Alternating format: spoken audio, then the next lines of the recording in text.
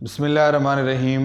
2023 के अंदर प्रॉपर्टी की क्या सूरत हाल रहेगी और 2022 के अंदर प्रॉपर्टी की मार्केट क्यों इतना क्रैश रही। सबसे जो पहली वजह है वो है सैलाब। जिस तरीके से 2022 में सैलाब की तबाहकारियों की वजह से काफ़ी ज़्यादा मतलब कि स्ट्रगल करनी पड़ रही है पाकिस्तान को और लोगों को। मैक्सिमम एरियाज़ ख़ास तौर पे सिंध बलोचिस्तान के काफ़ी सारे एरियाज़ जो सैलाब से मुतासर हुए, वहाँ पे लोगों के पास उनकी जमा पूंजियाँ सैलाब की नज़र हो गई। दूसरा सबसे बड़ा इशू है वो पॉलिटिकल अनस्टेबिलिटी है। उसकी वजह क्या है कि पहले तो सैलाब ने तबाह किया हुआ था मुल्क को, फिर जो पॉलिटिकल इशूज़ है, अदम इस्तेकाम भी कह सकते हैं, जिसकी वजह से काफ़ी ज़्यादा इशू क्रिएट हुए इस मार्केट के लिए। इन्वेस्टर मतलब कि बिलीव करना छोड़ गया। जाहिर सी बात है, जब आप कॉन्फिडेंट ही नहीं होंगे अपनी इन्वेस्टमेंट को लेके कि भाई मैं इस सेक्टर में इन्वेस्ट कर रहा हूँ और ये कल पता नहीं है कि गवर्नमेंट डिफ़ॉल्ट कर जाए या मुल्क डिफ़ॉल्ट कर जाए या गवर्नमेंट चेंज हो जाती है, तो फिर मेरा क्या बनेगा। इस दौरान और 2023 की शुरुआत में डाउन होगी, लेकिन गवर्नमेंट चेंज होने के बाद कुछ ना कुछ बेहतरी की तरफ ये मार्केट जाएगी।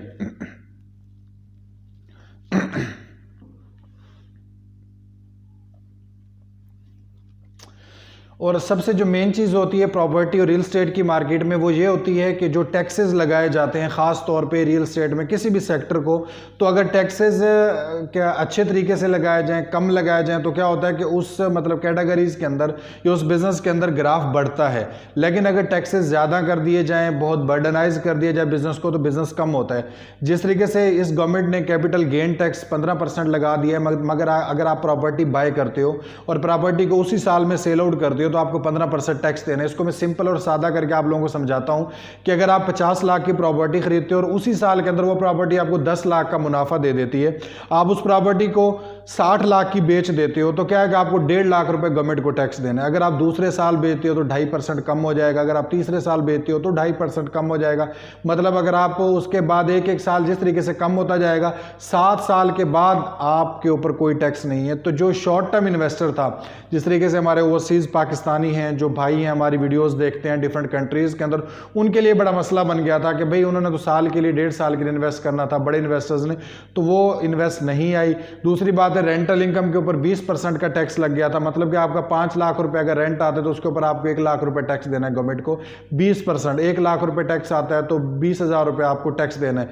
तो ये मार्केट की सूरत हाल रही है 2022 के दौरान। फिर क्या हुआ कि लोगों ने ऐसे प्रोजेक्ट्स के अंदर इन्वेस्ट करना शुरू कर दिया जहाँ पे जिनके एनओसीज ही नहीं थी, जो गवर्नमेंट से रेगुलाइज्ड भी नहीं थे, जो लीगल भी नहीं थे, क्योंकि वहाँ पे वो टैक्सेस नहीं लगते थे, उन्हें परेशानियाँ नहीं होती थी, दुश्वारियाँ नहीं होती थी, तो वो इजीली इन्वेस्ट कर लेते थे। ये बनाने का मेरा मेन मकसद ये है कि जो हमारे छोटे इन्वेस्टर हैं वो क्या करें प्रॉपर्टी की मार्केट के अंदर। अगर वो फ़ायदा लेना चाहते हैं, अगर आप बिल्कुल सिक्योर रहना चाहते हैं, मुनाफा कमाना चाहते हैं, नुकसान नहीं उठाना चाहते प्रॉपर्टी में 2023 में, तो आप कोशिश करें फाइलों में इन्वेस्ट नहीं करें।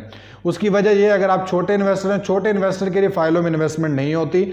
आपको डीलर बहुत सुहाने ख्वाब दिखा देते हैं, मतलब कि आपको बड़ी बड़ी चीज़ें दिखा देते हैं कि भाई यहाँ पे क्रिकेट ग्राउंड बनेगा, एडवेंचर लैंड बनेगी, 7 वंडर बनेंगे, पता नहीं क्या क्या चीज़ें आपको बताते हैं। आप वहाँ पे उठा के 5-10 फाइलें खरीद लेते हैं और 3 से 4 साल का प्लान लगा के बैठे होते हैं, तो वो इन्वेस्टमेंट आपके लिए नहीं होती है, आप अपना नुकसान कर रहे हो। दूसरी बात आ जाती है बड़े इन्वेस्टर्स की। तो बड़े इन्वेस्टर फाइलों में इन्वेस्ट करते हैं, क्योंकि फाइल्स में जब आप इन्वेस्ट कर रहे होते हैं, फाइल की फिर 2 किस्में होती हैं, एक ओपन फाइल होती है, एक क्लोज फाइल होती है। ओपन फाइल में ज़्यादा रिस्क होता है क्लोज फाइल की निस्बत ना, उसमें प्लॉट नंबर होता है, और ओपन फाइल में जहां रिस्क ज्यादा होता है वहां पे रिवार्ड के चांसेस भी बहुत ज्यादा होते हैं। जो बड़ा इन्वेस्टर होता है वो क्या करता है कि वो ओपन फाइल में इन्वेस्ट कर लेता है और उससे जब उसके ऊपर ओन आ जाता है तो वो उससे अच्छा मुनाफा कमा लेता है, अच्छा प्रॉफिट कमा लेता है और फिर उससे निकल जाता है। तो इसलिए बड़े इन्वेस्टर के लिए फाइल्स में इन्वेस्टमेंट करना बेहतरीन है, छोटे इन्वेस्टर के लिए फाइल्स में इन्वेस्टमेंट करना बेहतरीन नहीं है, नुकसानदेह साबित हो सकता है आप लोगों के लिए। इसलिए मतलब कि गुरेज करें फाइलों में इन्वेस्टमेंट करने से। अगर आप छोटे हैं तो फिर आप ऑन ग्राउंड प्रॉपर्टी में इन्वेस्ट करें या डायरेक्ट कैश में इन्वेस्टमेंट करें। ऑन ग्राउंड प्रॉपर्टी में ये होगा कि आपको फॉरन पोजेशन मिल जाएगी, या अगर आप इधर हैं पंजाब में हैं तो आपको रजिस्ट्री इंतकाल मिल जाएगा, फौरन आप कब्जा कर सकते हैं, अपना घर बना सकते हैं, घर बना के कल सेल आउट कर सकते हैं या रेंटल इनकम कमा सकते हैं। तो क्या है कि आपको नुकसान के चांसेस बहुत कम है। फाइलों में क्या होता है कि आपको ना लोकेशन का पता होगा, क्या पता आपको प्रॉपर्टी मिले ना मिले। और पाकिस्तान में ये होता है कि जब कोई प्रोजेक्ट लॉन्च होता है कराची में, लाहौर में, इस्लामाबाद में, फैसलाबाद में, गुजरांवाली में, कहीं भी, तो उसके पास 200 प्लॉट होते हैं। जो 2 नंबर बिल्डर होते हैं उनके पास 200 प्लॉट प्लॉट होते हैं और वो 1000 फाइलें मार्केट में बेच देते हैं। और एक अच्छे से अच्छा कंसल्टेंट, डीलर और 100% तजर्बा रखने वाला बंदा भी ये नहीं पहचान सकता कि भाई ये नकली फाइल है या असली फाइल है। और फिर क्या होता है कि जब पोजेशन का टाइम आता है तो फिर पोजेशन 200 बंदों को मिलती है, 1000 बंदों को नहीं मिलती, वो फ्रॉड का शिकार हो जाते हैं, डीलर पेमेंट लेके भाग जाते हैं। तो ये मसले मसाइल देखने पड़ते हैं। मेरी वीडियो बनाने का जो सबसे मेन मकसद है वो मेरे ओवरसीज़ भाई हैं, ओवरसीज़ पाकिस्तानी हैं जो मेरी वीडियोस देखते हैं, ताकि उन लोगों के लिए फ़ायदेमंद ये बातें साबित हो सकें। आप अपना पैसा, अपनी जमा पूंजी जो आप मेहनत से बाहर कमाते हैं वो कहीं लगाएं तो कम से कम आपका नुकसान बचना चाहते हैं तो कोशिश करें प्रॉफिट को कैलकुलेट करें। किस तरीके से कैलकुलेट करें? आप कोई प्रॉपर्टी बाय करना चाह रहे हैं, आपको डीलर ने, कंसल्टेंट ने या किसी भी प्रॉपर्टी से रिलेटेड किसी भी बंदे ने आपसे रब्ता किया और आपको डिटेल फॉरवर्ड कर दी। कोशिश करें, एक सबसे बड़ी गलती क्या होती है कि आप कंसल्टेंट पे यकीन कर लेते हैं, डीलर पे यकीन कर लेते हैं। मैं मानता हूं अच्छे और बुरे लोग हर मार्केट के अंदर होते हैं, काली भेड़ें भी होती हैं, अच्छे लोग भी होते हैं, दीनदार लोग भी पाए जाते हैं। लेकिन सबसे पहले काम करें, खुद विजिट करें और उस प्रॉपर्टी की खुद वैल्यू देखें। अगर आपको प्रॉपर्टी की नॉलेज नहीं है, नहीं पता है प्रॉपर्टी का, तो आप किसी दोस्त को, भाई को, रिश्तेदार को, रिलेटिव को साथ लेके जाएं जिसको प्रॉपर्टी की वैल्यू का पता चलता हो, उसको जाके वो प्रॉपर्टी दिखाएं। वो उस वैल्यू को देखेगा, आपको बताएगा कि हाँ आप यहाँ इन्वेस्ट कर सकते हैं, आपको इन्वेस्टमेंट करनी चाहिए या नहीं। और फिर प्रॉफिट को कैलकुलेट करें, देखें कि आने वाले वक्त के अंदर साल में, 2 साल में, 3 साल में, 4 साल में, 5 साल में आप कहीं भी इन्वेस्ट कर रहे हैं तो आपको यहाँ से कितना प्रॉफिट हो सकता है। ये चीज़ें ज़रूर करें, खुद विजिट करें, डीलर पर यकीन मत करें, कंसल्टेंट पर यकीन मत करें, खुद विजिट करें, चीज़ों को देखें, कैलकुलेट करें प्रॉफिट को, फिर इन्वेस्ट करें। ये बड़ा बेहतरीन पॉइंट है जिसको लोग नज़रअंदाज कर देते हैं और बाद में फिर परेशान होते हैं। रुके से आजकल रुझान है पाकिस्तान के अंदर, आप कहीं भी जाके कोशिश देखें, जो तनख्वाहदार तबका होता है, जिनके पास माहाना कुछ पैसा आता है, वो चाहते हैं कि भी हम अपने रहने के लिए घर बना लें, तो वो सोसाइटीज़ में जाके इन्वेस्ट करते हैं, फैसलाबाद में, लाहौर में, इस्लामाबाद में, कराची में, कहीं भी। और क्या होता है कि वो इंस्टॉलमेंट के ऊपर प्लॉट बाय करते हैं। जब आप इंस्टॉलमेंट पे प्लॉट लेने कहीं भी जाते हैं, वहाँ पे क्या होता है कि आपको फाइल्स दी जाती हैं। प्लॉट तो आपको नहीं मिलता, प्लॉट आपको 3 साल में, कहीं पे 4 साल में, कहीं 5 साल में और कहीं 7 साल में आपको पोजेशन दी जाती है। तब तक आपको माहाना इंस्टॉलमेंट पेड करनी होती है, माहाना इंस्टॉलमेंट देनी होती है। तो इसमें क्या होता है कि आप टर्म एंड कंडीशन को अच्छे तरीके से रीड कर लिया करें। काफ़ी सारे ऐसे प्रोजेक्ट होते हैं जिनमें ये टर्म एंड कंडीशन लिखे होते हैं कि इन केस अगर प्रोजेक्ट के साथ कोई इशू क्रिएट हो जाता है, कोई प्रॉब्लम क्रिएट हो जाती है, गवर्नमेंट की तरफ से NOCs में प्रॉब्लम आ जाए तो आपको 50% अमाउंट वापस मिलेगी। तो ये एक इंडिकेटर होता है, ये एक निशानी होती है आपके लिए कि आपको रिस्क का इंडिकेटर मिल चुका है कि इस प्रोजेक्ट में जहां आप इन्वेस्ट करने जा रहे हैं यहां पे कुछ ना कुछ रिस्क आपको मिल रहा है। तो देखभाल के इन्वेस्ट करें, पूरी जमा पूंजी मत इन्वेस्ट कर दें कि आपने करोड़ रुपया आया, आपके पेंशन के पैसे आए, आपकी कमेटी के पैसे आए, या आपके किसी बच्चे को एक यकदम बिजनेस में मुनाफा होगा तो आपने उठा के वहां पे डाल दिए, तो क्या होगा, कल नुकसान के चांसेस आपको भुगतने पड़ेंगे। कोशिश करें टर्म एंड कंडीशन को फुली रीड करें, 10-20%, 25% से इन्वेस्टमेंट करें, अपनी प्रॉफिट कैलकुलेट करें, तमाम चीज़ों को देखें।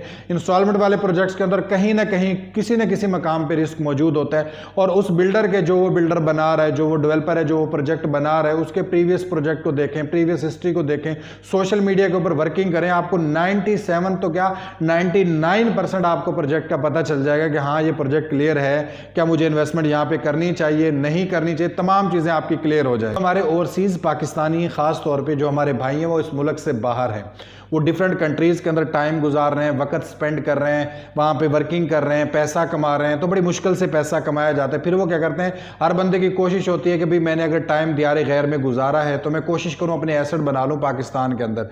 फिर वो पाकिस्तान में रवाबित करना शुरू कर देते हैं, यूट्यूब पे लोगों को सर्च करते हैं, फेसबुक पे लोगों को सर्च करते हैं, उनसे बातचीत करते हैं और क्या है कि किसी एक बंदे पे ट्रस्ट कर लेते हैं। काफ़ी दफ़ा तो वो ट्रस्ट फ़ायदेमंद साबित होता है, काफ़ी दफ़ा वो ट्रस्ट नुकसानदेह साबित होता है। तो कोशिश करें जब आपको इन्वेस्ट करना है कहीं पे, आप प्रोजेक्ट की नॉलेज खुद इकट्ठी करें, ना कि पहले डीलर या कंसल्टेंट का इंतखाब करें। पहले नॉलेज इकट्ठी करें, प्रोजेक्ट को रीड करें, तमाम चीज़ों को देखें, फिर किसी अच्छे डीलर का या अच्छे कंसल्टेंट का इंतखाब करें ताकि वो अच्छे तरीके से आपको गाइड कर सके। और आपके पास तमाम, जब आपने वर्किंग की होगी, नॉलेज इकट्ठा किया होगा, तमाम चीज़ें आपके पास मौजूद होंगी, तो फिर क्या आपको प्रॉब्लम नहीं होगी।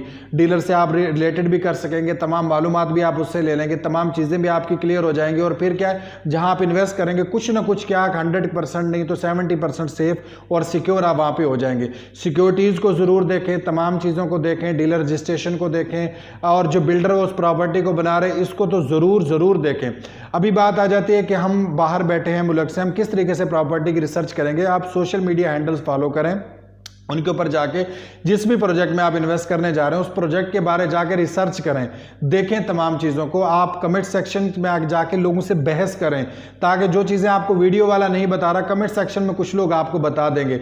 अगर 5-6 लोग या 10 लोग एक ही बात कह रहे हैं तो यकीनन क्या होगा कि बात दुरुस्त है भाई, तो फिर आप उसकी बात को सिलेक्ट करें, यकीनन उस बात का इंतखाब करें और उस चीज़ को सिलेक्ट करें ताकि आने वाले वक्त के अंदर आप दुश्वारियों से बच सकें, परेशानियों से बच सकें और आप सेफ इन्वेस्टमेंट कर सकें।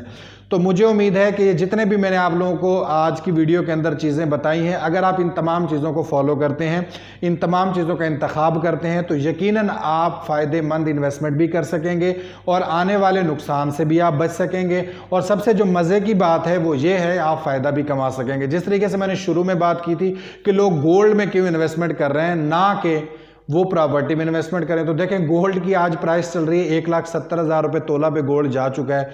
तो अभी एक माह पहले 1,40,000 रुपये पे गोल्ड था। 2020 के अंदर गोल्ड 1,13,000 रुपये पे था। 2019 में गोल्ड 1 लाख रुपये पे था। 2018 में गोल्ड 92,000 पे था पर तोला। 2017 में गोल्ड 87-88 हज़ार रुपये था। 2016 में 66,000 रुपये पे था।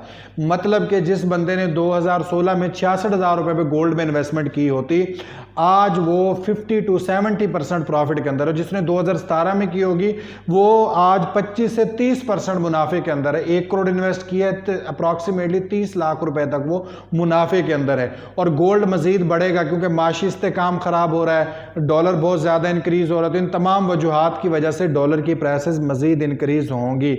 इन्वेस्ट करें सॉलिड एसेट के अंदर, प्रॉपर्टी में और गोल्ड के अंदर। मजीद स्क्रीन पे हमारा नंबर शो है, इस नंबर पे कोऑर्डिनेट कर सकते हैं हमारे साथ। और फैसलाबाद, कराची, लाहौर, इस्लामाबाद में कहीं भी इन्वेस्टमेंट करने के लिए आप हमारी टीम से रब्ता कर सकते हैं। चैनल को ज़रूर सब्सक्राइब कीजिएगा। इतनी बेहतरीन आप लोगों को मालूमात देते हैं लेकिन आप चैनल को सब्सक्राइब नहीं करते तो ये बहुत बुरी बात है। चैनल को सब्सक्राइब करें ताकि हमें मोटिवेशन मिले और हम इस मोटिवेशन को और मज़ीद बातों को आप लोगों से शेयर कर सकें। अल्लाह हामिद।